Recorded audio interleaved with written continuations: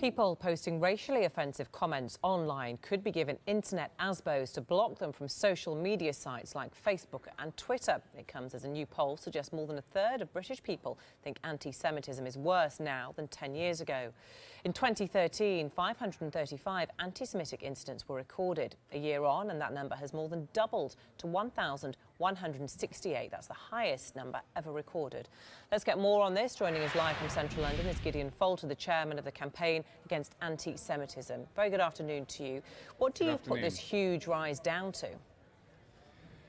Over the last year or so, we've seen a huge, unprecedented rise in anti-Semitism. It is now, as you say, the worst year ever. Last year was the worst year ever for anti-Semitic incidents. And what we've seen is that there's partly something to do with the Middle East conflict. There is a linking of incidents that happen in the Middle East with anti-Semitism here. And you do see that when there is fighting, for example, as we saw in Gaza, there is a surge in anti-Semitism here. But it's important to note that what really happens in those statistics is that in the first 6 months of 2014, before there was any fighting going on, there was already a 38% increase in anti-Semitic incidents. So it's not as simple as some people say to link it back to what's happening in the Middle East. So what do you put that increase down to? Well, we're seeing a huge amount of hate rhetoric, which is going unpunished. I've just come over from meetings with the Cabinet Office and also with the Crown Prosecution Service, and there is very much alignment on the policy issue that we need to have a zero-tolerance policy of enforcement against anti-Semitic hate crime. A lot of the people who are committing these hate crimes are inspired by what they see on the internet, and so we welcome what the report issued today says about internet prevention orders being issued against perpetrators of anti-Semitic and racist hate crime online. But what we think is also the problem is that the social networks themselves don't actually provide British police with the information that they need to identify the perpetrators. So they're actually avoiding the requests of the British police on these issues, and that's thwarting a lot of the prosecutions. So having new measures will actually be of limited effect unless the social networks start to abide by British law as well. And have you contacted, or have any groups contacted the social networks, Facebook, Twitter, etc., to encourage them to give those details?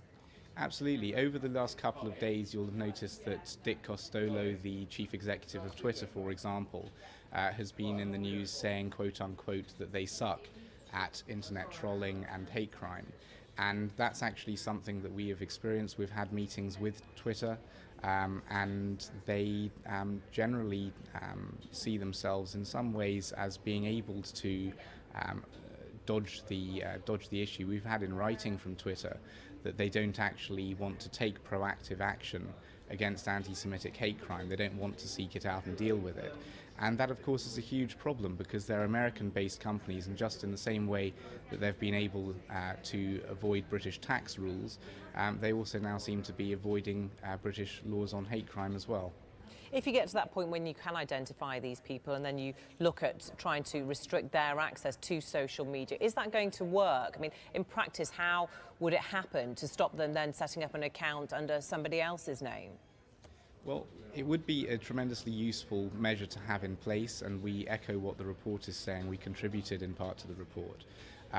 But the measures that already exist are useful as well. We've got already suspended sentencing. Of course, if you can then apply a prevention order, that would be much stronger than what exists.